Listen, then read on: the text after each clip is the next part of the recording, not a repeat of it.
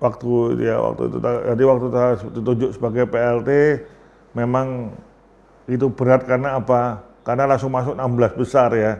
16 besar betul-betul menentukan. Ada 3 pertandingan di sana yang betul-betul menentukan 16 tim terbaik dari 800 tim sedivisi 3, seliga 3. Jadi itu betul-betul terus terang beban buat saya. Tapi yang saya ambil adalah saya tetap harus berani karena ini satu-satunya kesempatan untuk Persipa lolos ke Liga 2. Dan saya langsung sowan ke Pak Ketua DPRD dan Pak Ketua DPRD juga langsung merestui, meridhoi ya. Terus kemudian Pak Bupati juga merestui, mendoakan ya, semuanya mendoakan semua. Nah, itu membuat kekuatan saya lebih. Dan yang jelas saya minta tolong teman-teman lain ya, seperti Pak Yoyo Sukawi karena selaku Ketua Asprop Jateng, karena kita satu sama Pak Wakil Jateng ya kan, sama bantuan beliaunya supaya mendampingi karena butuh itu karena kita main di Jawa Timur gitu. Jangan sampai kita dikerjain ya, biarpun yang pertama dikerjain tapi tidak apa-apa lah, itu suatu ada ya. Yang jelas begitu kedua lawan Farmel kita wasit netral dan betul-betul kita bisa mengalahkan Farmel. Itu bisa kita lihat bahwa tim kita bagus secara tim. Jadi memang di waktu saya ditunjuk sebagai PLT ketum Persipa itu memang betul-betul bebannya cukup tinggi, tapi saya yakin karena kita sudah melihat poin-poinnya, biarpun ramai di wah ini Pati lawannya Putra Sidoarjo, ini punyanya si A, ini Farmel punyanya si B, ini Persikota punyanya Artis, ini berat. Udah bismillah. Dan karena saya yakin Allah bersama kita, karena kita berbuat baik, kita tidak buat yang neko-neko, insya Allah seperti itu, Mas.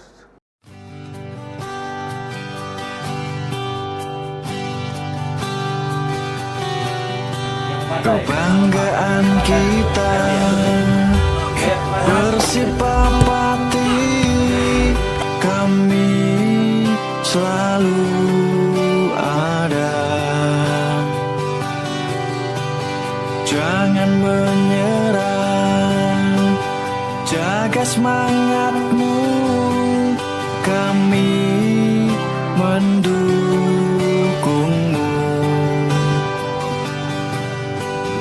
hingga saatnya nanti kau buatku bangga dengan prestasimu, dengan kemenanganmu.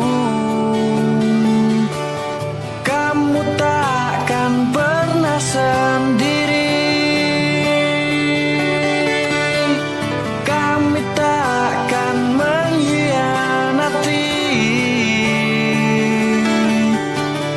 Untukmu ku ada di sini,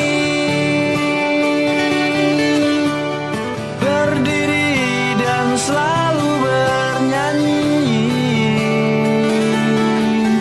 Persipa Patiku yang ku banggakan selalu, dimanapun dan kapanpun.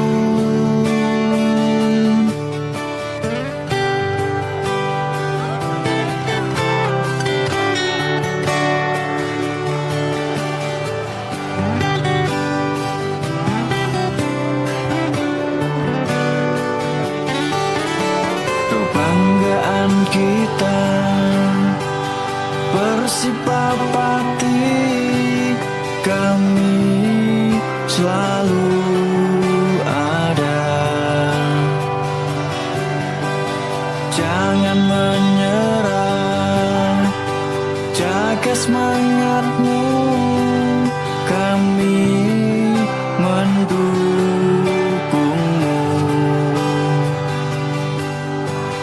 hingga saatnya nanti kau buatku bangga dengan prestasimu, dengan kemenanganmu.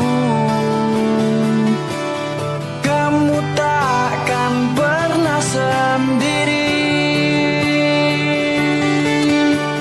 kami takkan mengkhianati.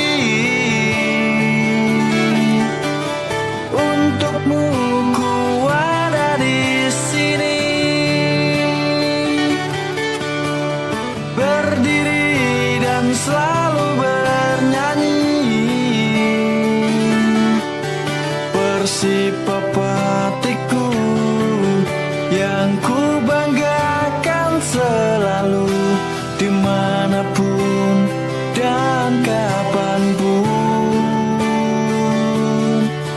Oh, oh, oh, oh,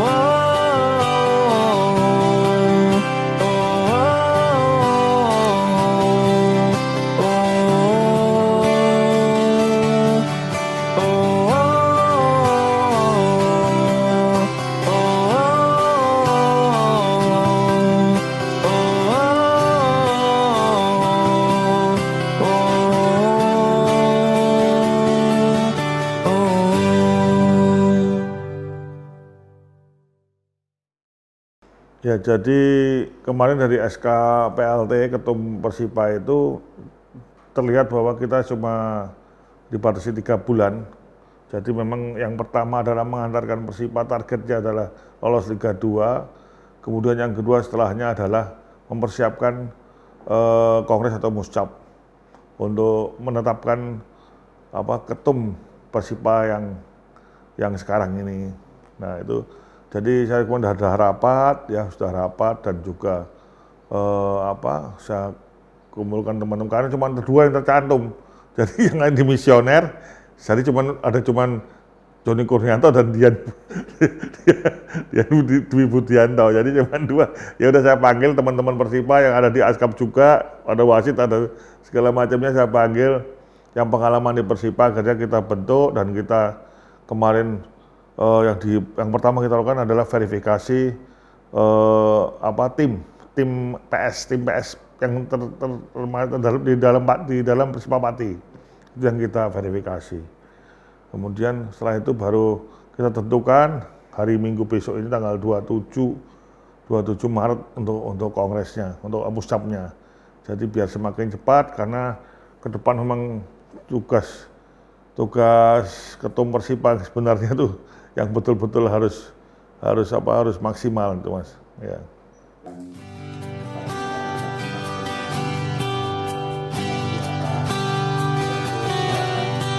Kebanggaan kita Persipapati, kami selalu ada.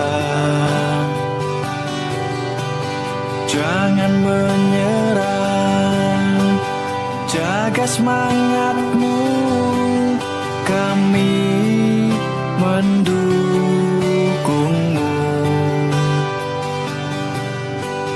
Hingga saatnya nanti kau buatku bangga dengan prestasimu, dengan kemenanganmu.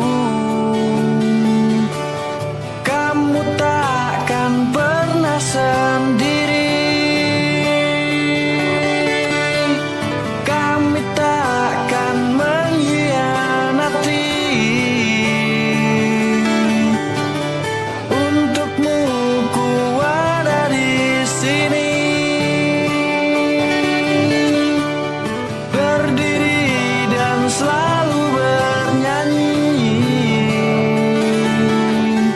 Persipapatiku yang ku banggakan selalu, dimanapun dan kapanpun.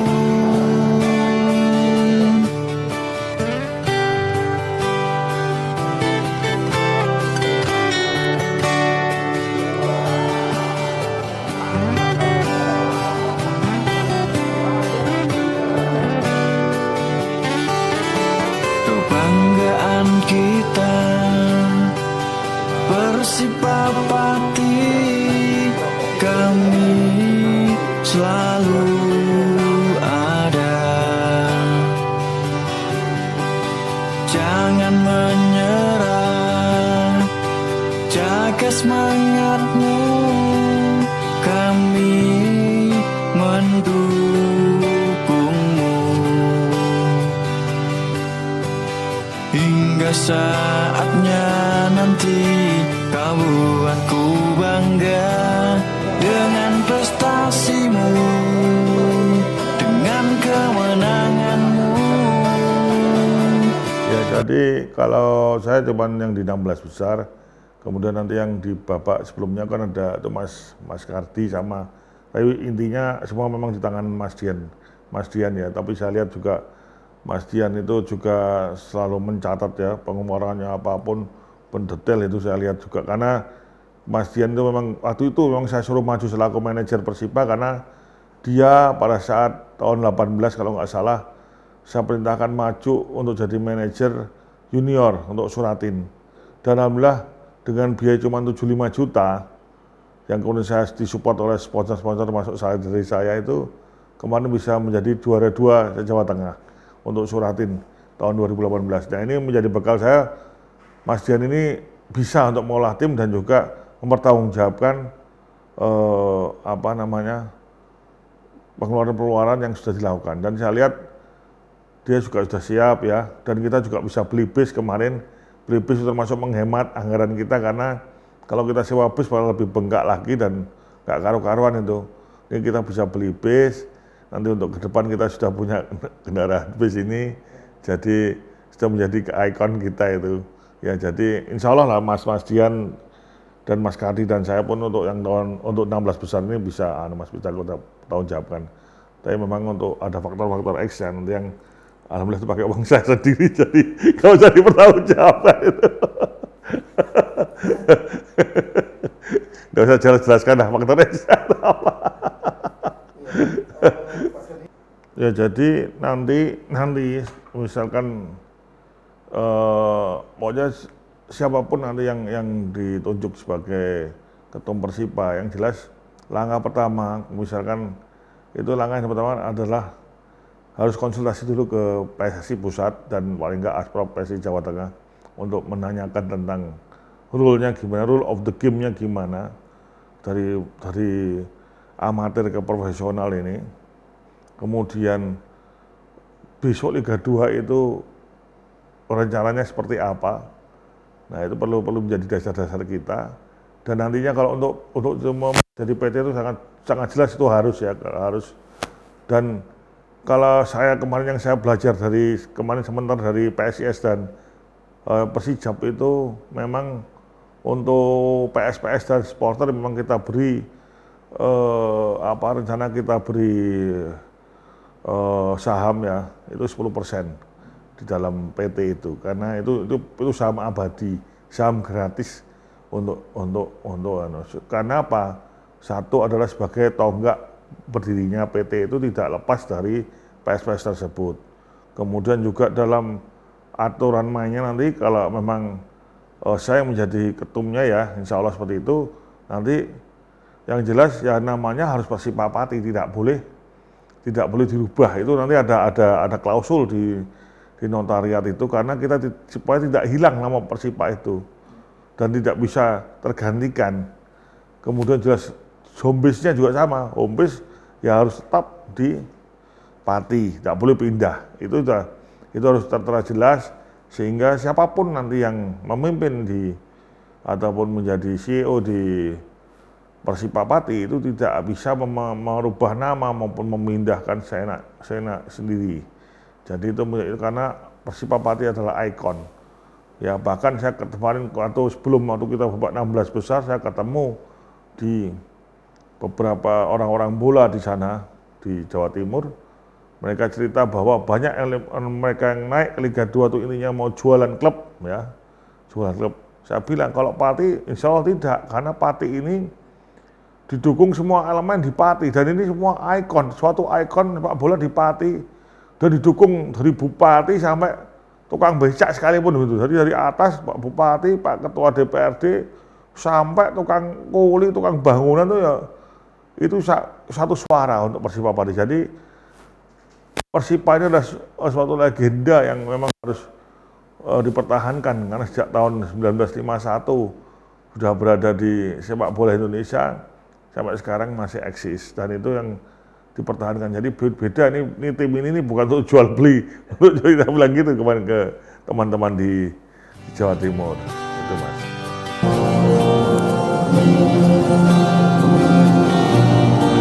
Kebanggaan kita Persiba Pati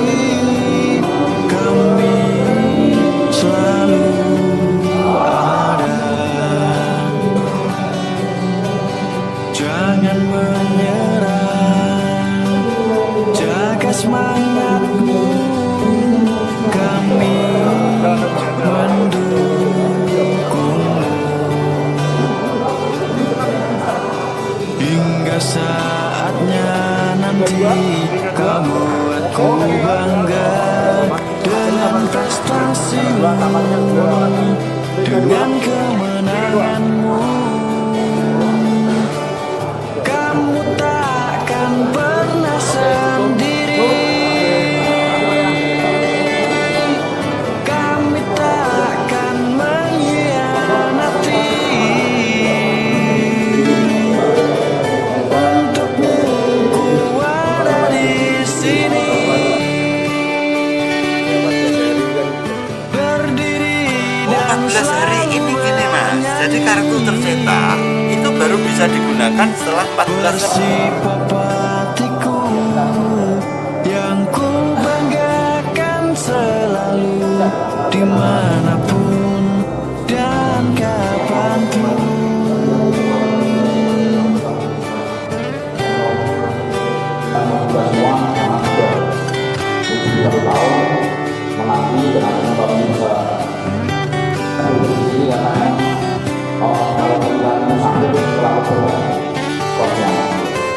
Kebanggaan kita bersipapati, kami selalu ada.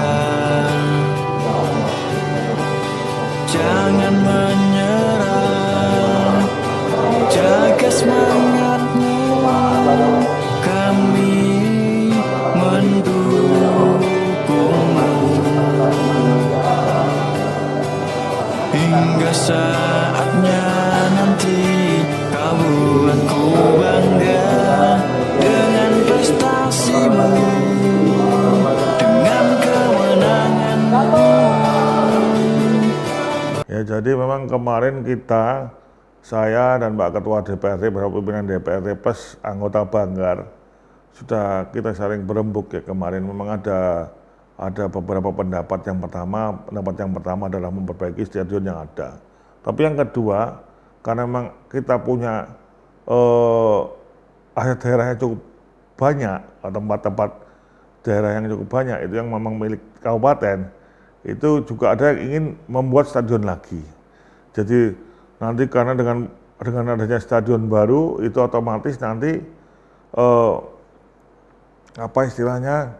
bisa ditata lebih baik. Jadi ya seperti kekurangan stadion kita kan ruang ganti cuma 2, besok mungkin dibuat 4 atau 6 ruang ganti. Kemudian rumputnya juga yang asli ya, rumput asli. Kemudian juga tempatnya juga yang jauh dari pemukiman ya, sehingga juga aman untuk kalau ada yang pulang perginya tidak macet, tidak membuat gaduh, tidak membuat kalau mau berantem ya, itu banyak seperti di Surabaya itu kalau bonek pulang mesti kerusak. Nah ini kan tidak. Jadi insya Allah nanti memang ada salah satu punya pendapat nanti dibuatkan stadion di tempat yang baru. Tapi memang saya kemarin diskusi dengan Pak Ketua DPRD, Bapak Ketua DPRD memang juga menyampaikan lebih enak kalau membuat yang baru. Tapi nanti kita masih lihat anggarannya.